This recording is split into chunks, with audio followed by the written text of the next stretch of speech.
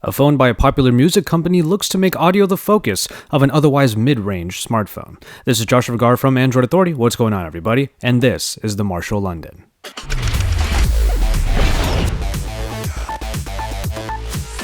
We start off with the design, which was fully created by Marshall itself and takes on quite a bit of the company's iconic looks.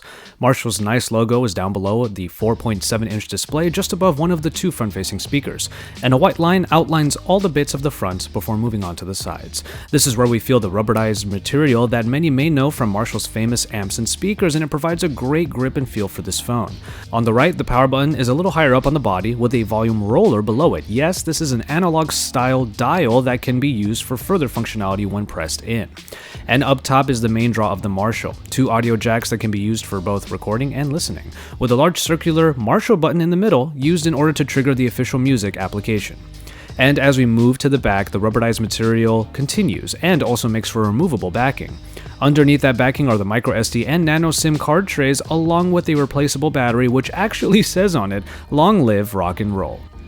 All in all, we enjoy how unique the design of the Marshall London is. The Marshall has done a great job in translating their iconic amp designs into the smartphone world, and with a 4.7-inch display, handling is about as good as it can get. Even if the screen is a little smaller, additions of the front-facing speakers add girth without making the phone harder to use in one hand. The removable backing, though, is a little thinner and flimsier than we would like, as it might be easily broken and its latches could crack, which would then make it unusable. But small touches like the volume dial make it clear that Marshall wanted you to know that they made this phone, and it truly shows. A 4.7-inch IPS display comes in at 720p resolution for the Marshall London, and it is the first sign of the phone's decidedly mid-range specifications. That said, it isn't a bad display by any means, but it is important to know that it's not meant to be a flagship competitor. Especially when at its highest brightness, the display shows a noticeable warm hue over everything, making the white areas look a little more taupe. The brightness makes the screen more readable in broad daylight, but it actually isn't as bright as other IPS displays that we've seen. And with the lower resolution, sharpness in places like text are definitely lower here compared to any 1080p displays. That said, we don't think that 720 is at all terrible for typical daily usage. It is just considered the lowest tier display experience now. This mid to low range trend continues in the performance aspect as we have the Snapdragon 410 at the helm, backed by the Adreno 306 and 2GB of RAM. It should already be expected that this processing package will not bring the snappiest or even the smoothest performance, and this has definitely been the case with us. Even going through the general UI, stutters and small bits of lag are common. We do think that with the lower specifications all around though, the Snapdragon 410 is able to perform as well as it possibly can, without being stretched by things like a full HD display. But higher demand tasks like games brought expected issues with long load times and periodic crashes. For typical tasks, we were able to get work and some play done, but we needed to get used to the time it might end up taking to just open the app, or even just do the job that it needs to do. A mostly stock-like Android gets some of the credit for the bit of speed that we do feel here, as Marshall doesn't try too hard to make Android overtly different, that it slows it down too much. But even then, you should just know that you're getting some mid to low tier performance out of the Marshall London. And in hardware, the main component is the audio, but we'll get to that in a little bit. We start off with the removable back and what is underneath it, a microSD card slot mainly. This means that the 16GB of onboard storage can be bolstered, and thus all of your high-quality audio files will have a place to stay when the phone is too full. The battery is a 2500 mAh unit, which is a good capacity when you consider the lower overall specifications. And it actually works quite well. One of the best days that we had with the Marshall London, though it was a little bit rare, was an almost 4-hour screen on time that was used over the course of a 14-hour day. Couple that with the fact that the battery is replaceable and you can find that this phone can go the distance. NFC is missing from the connection suite, but there is also one other thing to remember about this phone. It is currently not made for the Americas and must be imported, and that means that mobile data connections will be on HSPA Plus for GSM networks here in the United States. So if you're going to buy this phone abroad, just know that LTE connectivity won't be possible when you make it back home. Which brings us to audio, starting off with the front-facing speakers, which work really well.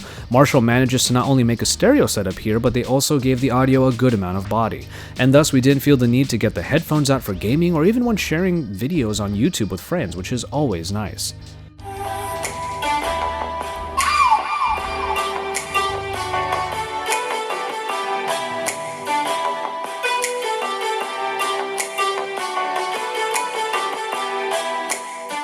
And finally, we go to the headphone jacks up top. Yes, this phone allows for full-on sharing of audio and music with a friend using the built-in Cirrus Logic sound card that provides full connectivity to both jacks.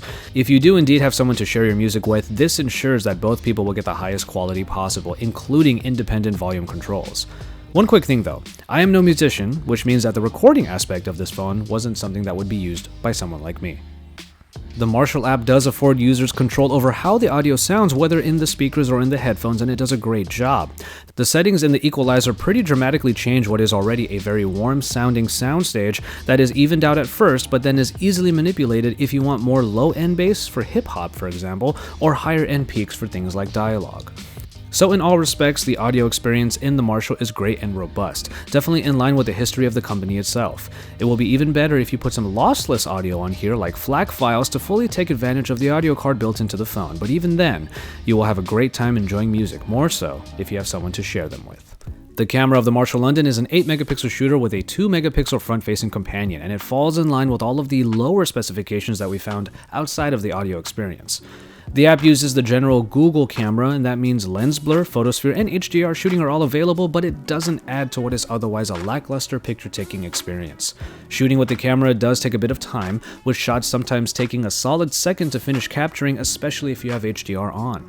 And it shows in the actual pictures, which are all fairly washed out without capturing enough detail to make the pictures even look sharp. Color reproduction is actually pretty good, but that's about it, because there is a bit of punch added into the colors, but overall we didn't find too many great photos unless we were in very highly lit situations. If you are a social media picture taker, this might be best considered as a bare minimum camera experience. To capture memories, it can get the job done, but it's certainly no overachiever.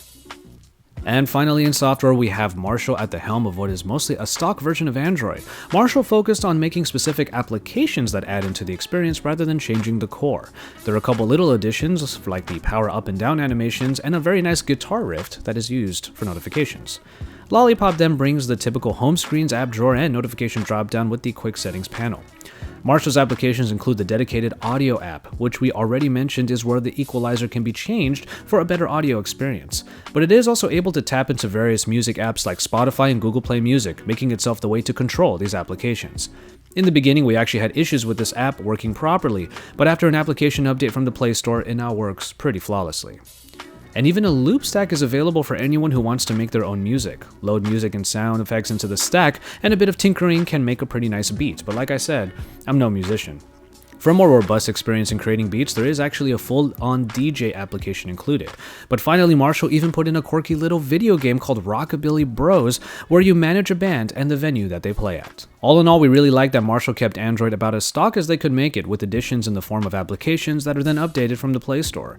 It not only keeps the Android iteration as smooth as it can be, given the spec circumstances, but the added applications provide enough layers to the experience that are quintessentially Marshall's style. The Marshall London is available in the UK and further parts of Europe for prices that translate to roughly $499 or even more, which is actually the projected price for the phone when it becomes available in the United States. Currently, there is only an email alert in place in which Marshall will tell you when the London is finally coming stateside. What happens when an audio company decides to dive into the world of smartphones? Well, since the Android world is so saturated and the cost of making a mid-range smartphone might not actually be that high, it doesn't surprise us that companies are able to specialize. For Marshall, audio is their obvious focus, and it shows in the London. Sharing the music experience with a friend is one thing, but having even further control over the audio experience through equalizers and even through recording and creation apps makes the London a benchmark for phones that are made for audiophiles. But regular Android users are in a different space. For a phone that is basically a niche product, they had to cut corners in basically every other aspect. And that means that general Android users might not find the London as a worthy daily companion, and that's the main problem here. Marshall took a generic, otherwise Android phone and put their stamp on the design and then put their audio prowess to work. But that just won't be enough to put this phone in the hands of more than a select group of users, especially when considering the price. Don't get us wrong, we absolutely love what Marshall has done here, but hopefully a follow-up will improve the aspects that truly matter to the Android faithful, on top of where they've already succeeded greatly. As always, thank you guys very much for watching, and I hope you enjoyed this review of the Marshall London. I know a lot of you guys were requesting it after my unboxing, and we got really busy, but before I went on my extended break, I wanted to make sure to get this full review out to you. As not really much of an audiophile, I can still enjoy just how great the quality is from the audio in this phone, but for general Android users, it just might not be a very good companion for daily usage. That said, you can keep it tuned here for this and even more from my colleagues in Android over on the side, and you can install the Android Authority app so that you can get all of our content. And when you're done with all of that, stick around to androidauthority.com because we are your source for all things Android.